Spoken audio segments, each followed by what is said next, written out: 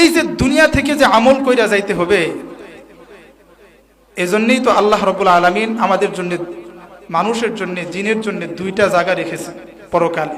একটা হলো জান্নাত, আরেকটা হলো জাহান্নাম। জান্নাত এটা আল্লাহ তাআলার নাজ নিয়ামতে পূর্ণ একটা জায়গা, আর জাহান্নাম হচ্ছে শত আযাবের একটা জায়গা, যেখানে আল্লাহ তাআলা বিভিন্ন ধরনের শাস্তি রেখে দিয়েছেন। আপনারা কোথায় যাইতে চান, জান্নাতে না জাহান্নামে? সবাই তো আমরা জান্নাতে যাইতে চাই, কথা বলেন ঠিক কিনা? এখানে যারা আমরা উপস্থিত হয়েছি, কেউ কি এমন আছেন যে জাহান্নামের আশা করে আসছেন? যদি জিজ্ঞেস করি সবাই বলবেন জি না। কেউ আমরা জাহান্নামের আশা করে আসি নাই, আমরা সবাই জান্নাতের আশা করে এখানে আসছি।